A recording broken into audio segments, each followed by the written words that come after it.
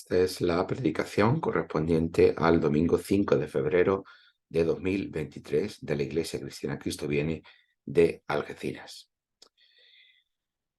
En esta mañana el texto de referencia para la predicación es Mateo capítulo 5 versículos 31 al 32. Desde hace 2 semanas estamos estudiando, y esta va a ser la última, el significado de la predicación de Jesús en lo que conocemos como el Sermón del Monte. Así que Jesús, como un nuevo Moisés, enseña a la luz de las buenas noticias del reinado de Dios esta predicación, estas eh, eh, nuevas enseñanzas que, como ya hemos dicho, Jesús no trae una nueva ley, sino el verdadero significado y cumplimiento de las promesas dadas por Dios en la ley y los profetas. Eso ya lo hemos explicado suficientemente con anterioridad. Esto nos supone supone no un cumplimiento al pie de la letra de los mandamientos, esto es algo que queda bastante claro en la enseñanza de Jesús, sino una contextualización que responde a la cultura y la sociedad en la que vive Jesús, y por eso a veces encontramos diferencias entre lo que dice Mateo, lo que dice Marcos, lo que dice Lucas o lo que dice el apóstol Pablo, como vamos a ver a continuación, pero nunca sin perder lo que significa, lo que implica la realidad del reinado de Dios en sus vidas. Y esto es también algo que nosotros tenemos que tener siempre como referente. Por tanto, el propósito de la predicación de hoy es seguir tratando cómo, lo dicho anteriormente, se aplica en relación al divorcio y por qué el divorcio o la enseñanza de Jesús sobre el divorcio es importante en relación a la predicación de Jesús sobre el reinado de Dios. Vamos a ver cómo todo esto guarda relación. Empezamos en Mateo capítulo 5, versículos 31 al 32, que dice: también fue dicho, cualquiera que repudie a su mujer, dele carta de divorcio. Y esto está aludiendo, como vamos a ver a continuación, a la ley de Moisés. Pero yo os digo que el que repudia a su mujer, a no ser por causa de fornicación o de infidelidad, hace que ella adultere. Y el que se casa con la repudiada comete adulterio. Aquí tenemos la estructura que ya hemos visto en las semanas anteriores. El versículo 31 se introduce con también fue dicho, que es una referencia a la Torá, y el versículo 32 lo corrige con pero yo os digo. Y eso refuerza la idea de que Jesús nos está enseñando, como hemos dicho anteriormente, un literalismo de la escritura, sino que está redefiniendo lo dicho en la propia Torá. ¿Y qué era lo dicho respecto del divorcio en la Torá? Pues quizás nos pueda un poco sorprender, pero saber que el divorcio sí está permitido en la Torá, tal y como leemos en Deuteronomio 24:1. Cuando alguien toma una mujer y se casa con ella, si no le agrada por haber hallado en ella alguna cosa indecente, ahí hay otras versiones y otras posibles traducciones, como algo desagradable o algo censurable, le escribirá carta de divorcio, se la entregará en la mano y la despedirá de su casa. Y ese es el versículo al que Jesús hace referencia cuando dice aquello de también fue dicho. Además, no solo estaba permitido el divorcio en la Torá, sino que también está permitido el segundo matrimonio. Deuteronomio 24:2, el versículo siguiente, dice: una vez que esté fuera de su casa, podrá ir y casarse la mujer con otro hombre. ¿Qué está diciendo Jesús y por qué está rectificando lo dicho en la Torá? Según la ley, un marido podía divorciarse de su mujer si encontraba en ella algo indecente, censurable o desagradable, pero esto no era recíproco. La mujer no podía divorciarse, aunque, como hemos visto, sí que podía volverse a casar con otro hombre. Pero la iniciativa del divorcio, según prescribe la Torá, por tanto en el contexto judío, le corresponde al hombre y no a la mujer. cuál era el contexto social y cultural del judaísmo de la época de Jesús, que ya había pasado bastante tiempo desde la conformación de la Torá. La ley no estaba clara, no estaba definido, no estaba estipulado las razones por las que un hombre podía divorciarse. Se puede traducir de diferentes formas, pero no está especificado las razones por las que se define ese algo censurable o algo indecente o algo desagradable. Así que había dos escuelas, dos corrientes de interpretación respecto de este tema.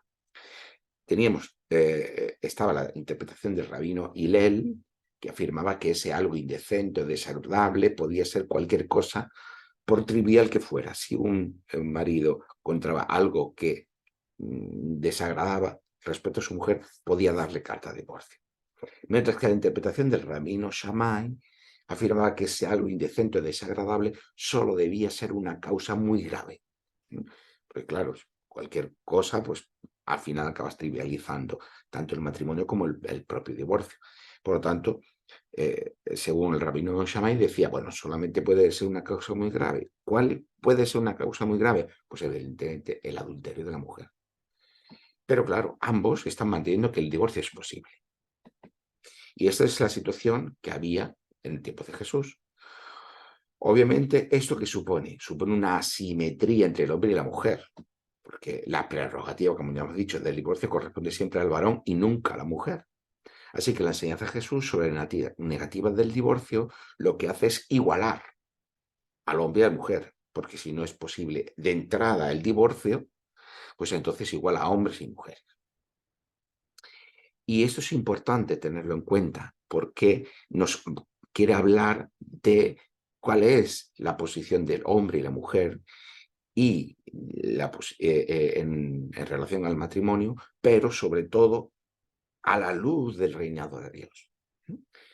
Que según como nos están enseñando los evangelios, el reinado de Dios está irrumpiendo, está llegando, también va a transformar las relaciones humanas. Y un ámbito por excelencia de las relaciones humanas es el matrimonio. Así que a la luz de que el reinado de Dios está irrumpiendo por medio de la vida y después de la muerte y la resurrección de Jesús, las relaciones humanas también deben ser transformadas por esta realidad. Así que la enseñanza de Jesús sobre el divorcio no es que esté prohibido en sí mismo, porque encontramos excepciones, y ahora lo vamos a ver, sino que se limita ese divorcio, esa trivialización del divorcio, diríamos, ¿no? Se quiere evitar esta trivialización del divorcio con una finalidad, la de considerar en condiciones de igualdad al hombre y la mujer, a la luz del reinado de Dios. Esto también lo que encontramos también en Pablo, que ya nos dice que hombre y que mujer, después también hablará de gentiles y de judíos, así como de esclavos y de libres, tenemos esa condición de igualdad dentro del reinado de Dios. Por lo tanto, este es un pilar fundamental para entender qué es lo que Jesús está enseñando acerca del divorcio. No hay, digamos, una prohibición absoluta, como lo vamos a ver ahora a continuación, pero sí básica. Así que eh, bajo el reinado de Dios, hombre y mujer son iguales. Pero también, como ya hemos dicho, se quiere evitar la trivialización del divorcio. Por lo tanto, el matrimonio sirve para encarnar la relación entre Dios y su pueblo. Según nos dice Mateo, hay un matiz, y por eso decimos que no hay una prohibición total del divorcio en la enseñanza de Jesús, porque según nos transmite Mateo, según escribe Mateo, se está introduciendo en las palabras de Jesús un matiz. Jesús mismo está introduciendo un matiz, según lo que recoge Mateo.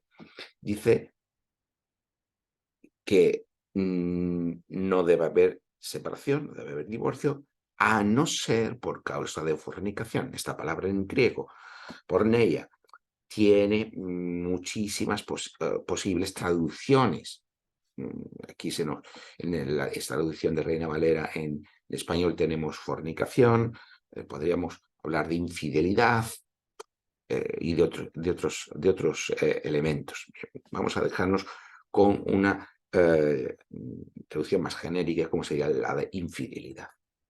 El divorcio no está permitido salvo que haya habido un caso de infidelidad sexual. Es decir, que aquí la prohibición está matizada un poco en la línea del rabino Shammai. ¿Vale? Tiene que haber una causa muy grave. Es decir, de entrada el divorcio no está permitido, pero si hay una causa grave, pues entonces ese divorcio se va a permitir. Claro, esto es una forma de evitar, como hemos dicho, pues eso, que el divorcio se considere, pues, como nuestro código penal, me refiero, nuestro código, ordenamiento jurídico actual, em, un divorcio express y, en cierto modo, una trivialización de ese divorcio. Vale. Pero, ¿qué dice el resto de los evangelistas cuando reproducen estas palabras de Jesús? ¿No? Tenemos en Mateo que dice, introduce esta cláusula de a no ser por causa de fornicación o de infidelidad. En Marcos, capítulo 10, versículo 9, será las mismas palabras que Mateo, dice, o trata el tema de divorcio, empezando con estas palabras de Jesús. Por tanto, lo que Dios juntó no lo separa el hombre.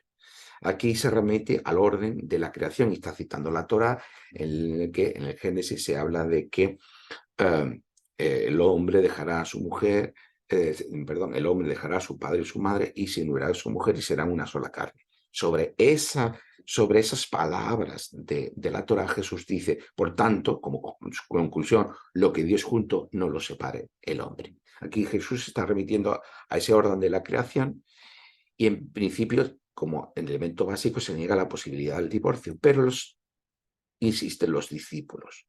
Los discípulos que conocen que la Torá permite ese divorcio y que las diferentes corrientes, las diferentes escuelas judías del momento están matizando esto. Y Jesús le contesta en Marcos capítulo 10, versículos 10 al 12, lo siguiente. En casa, o nos dice el evangelista Marcos, en casa volvieron los discípulos a preguntarle sobre lo mismo, el tema del divorcio. Y les dice Jesús, cualquiera que repudia a su mujer y se casa con otra, comete adulterio contra ella. Y si la mujer repudia a su marido y se casa con otro, comete adulterio. Aquí ahí tenemos varias diferencias importantes respecto a lo que dice Mateo. Por un lado, Mateo dice en el versículo 32 que el que repudia a su mujer hace que ella adultere, por lo tanto, desde el momento mismo de la separación, Mateo nos está diciendo que hay adulterio, mientras que Marcos nos está diciendo que hasta que no haya un segundo matrimonio, no hay adulterio. Cualquiera que repudie a su mujer y se casa con otra, comete adulterio contra ella. Por lo tanto, para Mateo, desde el mismo momento de la separación ya hay adulterio, mientras que para Marcos, o según lo que recoge Marcos, tiene que haber un segundo matrimonio para que haya adulterio. Pero además en Marcos está diciendo, ¿y si la mujer repudia a su marido y se casa con otro? ¿Por qué? Porque Marcos está ya pensando rebasando el contexto meramente judío para entrar en un contexto romano, digamos, las prácticas sociales de la cultura romana y de la legislación romana, en la que la mujer sí tenía la posibilidad de divorciarse.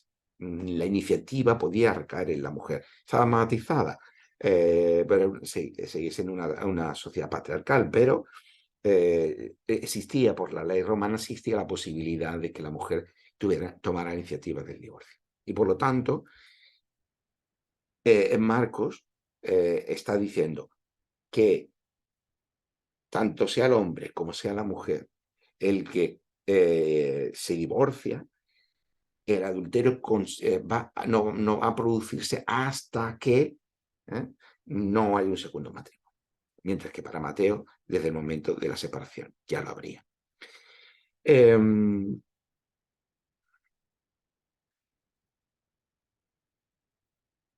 Por cierto, Marcos concuerda con lo que también posteriormente Mateo en el capítulo 19, versículo 9, nos está trayendo, que vuelve a tratar el tema del divorcio y dice esto mismo que está diciendo Marcos.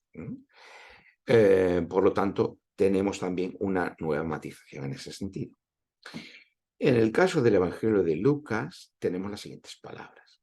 Lucas 16, 18 dice: todo el que repudia a su mujer y se casa con otra, adultera.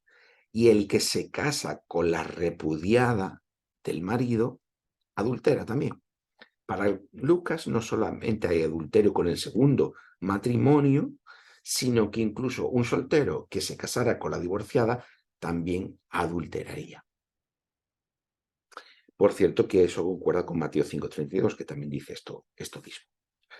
La razón por la que Lucas y Mateo dicen que está prohibido incluso a un soltero casarse con una divorciada es porque en el Antiguo Testamento los sacerdotes, debido a que eran hombres especialmente consagrados a Dios, no podían casarse con una divorciada. Cosa que sí podían hacer el resto de judíos. Eso está en Levítico 21:7, también dentro de la Torá. Así que Lucas y Mateo nos dicen que bajo el reinado de Dios, todo el pueblo de Dios somos sacerdotes, lo que nos quiere transmitir, ¿verdad? Que bajo el reinado de Dios, todo el pueblo de Dios somos sacerdotes. Igual que los sacerdotes en el Antiguo Testamento no podían casarse con una divorciada, ahora todos los que están bajo el reino de Dios no pueden volverse a casar. ¿Por qué? Porque todos somos sacerdotes. Así que al mismo tiempo que hay igualdad entre hombres y mujeres, también hay igualdad entre todos los participantes del pueblo de Dios, porque todos somos un pueblo de sacerdotes. No obstante, esa restricción de la ley para los sacerdotes no era una cuestión tanto moral, sino una cuestión de impureza, como tantas otras cosas que nos prescriben en la ley. Y eso es algo que frecuentemente olvidamos, porque nosotros en nuestra perspectiva moderna todo lo leemos en clave moral, pero en realidad en su contexto no muchas, sino todas estas cuestiones tenían estaban dentro de una comprensión de lo que llamamos el sistema de pureza, es decir, comprender la realidad en términos de pureza y de impureza, que no son categorías morales o que rebasan en mucho lo moral, sino que tienen que ver con una forma de ordenar el mundo y de darle un significado. El mundo tiene un orden de distinciones que debe ser respetado. Y cuando hay límites no respetados, se produce una situación de impureza que debe ser reparada por medio de sacrificio. Todo el libro del Levítico está bajo esta construcción de sentido y de orden para el mundo en términos de pureza y de impureza. Pero ya hemos explicado en muchas ocasiones que tanto el templo como la ley, como el sistema de pureza, tienen su cumplimiento en Jesús y por lo tanto ya dejan de estar vigentes como tales, sino siempre, ya ahora, con la perspectiva del cumplimiento que Jesús les da. Por último, ¿qué dice el apóstol Pablo acerca de la separación del divorcio? Pues en 1 Corintios, capítulo 7, versículos 10 y 11, dice lo siguiente: para los casados tengo una orden del Señor, no mía, que manda que la mujer no se separe del marido. Y si tuviera que separarse, que permanezca sin casarse o se reconcilie con su marido y que tampoco el marido se divorcie de su mujer. Vemos que aquí se recoge todo lo que ya hemos visto anteriormente en los evangelios, es decir, hay una igualación del marido y la mujer. De hecho, Pablo está hablando de la iniciativa de la mujer en primer lugar y después del marido, pero hay una igualación de hombre y de mujer, primer punto. Segundo punto, hay una, digamos, norma básica, podemos decir, o una orientación básica, que la mujer no se separa del marido y que el marido tampoco se separa de la mujer, es decir, que como norma general o como orientación general, como regla general, si queremos decir mejor, sería no al divorcio, pero que si tuviera que separarse, ¿vale? Si tuviera que separarse por razones de especial gravedad, que permanezca sin casarse o se reconcilie con su marido o con su mujer, que está en la línea de lo que hemos visto también en los evangelios, ¿no? Pablo, como Marco, están hablando en un contexto sociocultural que es el más amplio de la sociedad grecorromana, en el que la mujer puede separarse y, por tanto, estamos hablando también de que en estas condiciones, en esta nueva realidad que supone el reinado de Dios, entonces existe esta igualdad entre hombres y mujeres. Pero él transmite haciendo hincapié en que él está enseñando lo que la enseñanza de Jesús, está transmitiendo la enseñanza de Jesús. Que ni la mujer ni el marido se divorcien, pero que si tuvieran que separarse, que no haya un segundo matrimonio. Aquí encontramos la misma idea, como ya hemos dicho, que aparece en los evangelios, que consideran que no habría adulterio hasta que no haya un segundo matrimonio. Así que Pablo hace explícito lo que aparece implícito en los evangelios, que lo básico sería una negativa del divorcio como regla general, diríamos, pero que en los casos en los que se produzca separación, que no haya un segundo matrimonio. Esto es lo que está diciendo aquí Pablo. Pero Pablo también distingue su propia opinión de lo que ha recibido como enseñanza del Señor. Así que Pablo dice que en un caso de un matrimonio mixto entre cristiano y no cristiano, la parte cristiana no debe buscar el divorcio, pero que si la parte no cristiana lo desea o lo busca, el cristiano queda libre y puede separarse. Por lo tanto, si queda libre y puede separarse, también puede haber un segundo matrimonio. Primera de Corintios, capítulo 7, versículos 12 al 15. Aquí, por supuesto, en un contexto distinto al estrictamente judío y en el que nos encontramos con gentiles que se están convirtiendo al cristianismo y que por lo tanto están participando. Y hay que tener en cuenta que el cristianismo no es una religión distinta, a decirlo, al judaísmo, como después se va a entender posteriormente, sino que en la visión de Pablo, los gentiles que están convirtiendo están siendo incorporados al pueblo de Dios por medio de la fe en Jesús como el Mesías. Por tanto, las enseñanzas de Jesús sobre el divorcio no consisten en una ética abstracta y tampoco absoluta, sino que tienen una contextualización y vemos que hay distintos matices en distintos contextos. Porque esto es inevitable. Siempre que nos encontramos en un contexto cultural distinto y social distinto, se nos plantean retos distintos. Y esto es algo siempre que hay que tener en cuenta cuando reflexionamos acerca de cuestiones éticas o morales.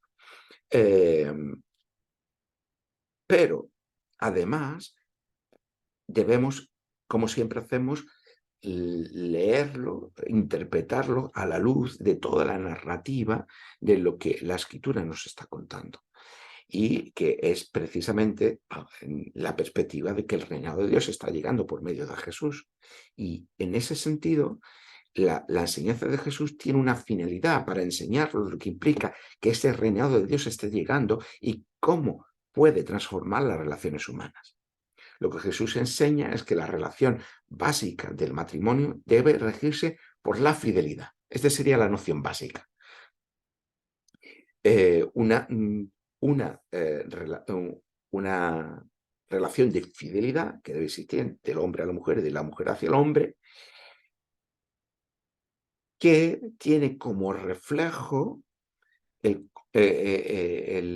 cómo se nos ha revelado, cómo Dios se comporta en relación con su pueblo. ¿Vale? La relación de Dios con su pueblo tiene un reflejo en la relación matrimonial. Y si Dios se comporta fielmente al pacto, a su relación, la relación de Dios con su pueblo es en términos de pacto, por lo tanto, Dios se comporta fielmente al pacto y a sus promesas, incluso en cuanto a la otra parte sea infiel. Así que eso nos sirve de modelo. Pero, por tanto, la relación matrimonial sirve para encarnar, para reflejar esa relación de Dios con su pueblo. Tal es así que es frecuente encontrar en los profetas cómo esta relación de Dios con su pueblo se describe en términos de fidelidad e infidelidad, adulterio, de fornicación y de pacto de amor. La relación de Dios con su pueblo es un pacto de amor y de misericordia. De igual manera, la relación matrimonial debe ser la de un pacto de amor, de misericordia y de fidelidad para ambos cónyuges. Este es el marco general, la base que debe regir. Y además, bajo el reinado de Dios, este pacto de amor y misericordia y fidelidad no solo confiere una condición de igualdad al hombre y a la mujer, sino pues que se espera que haya una fidelidad mutua. De esta forma, ¿qué ocurre? Evitamos la trivialización tanto del matrimonio como del divorcio, por razones de preferencia subjetiva, de egoísmos, de mera contienda personal, etc.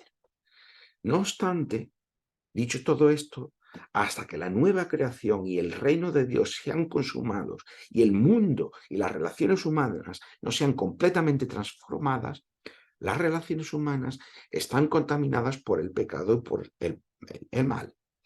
Así que hay circunstancias como la infidelidad, pero situaciones de especial gravedad que podríamos decir hoy como maltratos, como violencia, como abusos, en los que el divorcio, como ya hemos visto, no solamente estaría permitido, sino que estaría permitido incluso un segundo matrimonio. A la luz de todo lo que encontramos a lo largo de toda la Biblia y de la narrativa completa que tenemos de lo que Dios está haciendo respecto a su creación, pensamos que eso es una posición lo más equilibrada posible. ¿Por qué? Entonces, y terminamos con esto, es importante la enseñanza de Jesús sobre el divorcio, porque sirve para hablarnos de la realidad del reinado de Dios. Jesús enseña por medio de parábolas de lo que es lo que implica el reino de Dios. En este caso, la enseñanza del Sermón del Monte no es por medio de parábolas, sino por un medio de reinterpretación de la ley a la luz de lo que implica ese reino de Dios. Y por tanto, lo que nos enseña Jesús es que bajo el reino de Dios, hombres y mujeres tenemos igualdad. Y además, todos los participantes de su pueblo, que somos participantes de su reinado, también tenemos una condición de igualdad, porque todos somos considerados sacerdotes. Por lo tanto, no hay, en el reinado de Dios no hay jerarquías. No hay jerarquías y no hay condiciones de desigualdad por cuestiones de sexo o de género. Estamos, por tanto, llamados a encarnar con nuestras vidas los participantes del pueblo de Dios y de la realidad del reino de Dios, anticipar con nuestras vidas, con las formas de vida que encarnamos, esas relaciones restauradas que se nos promete bajo el reinado de Dios. Que así sea.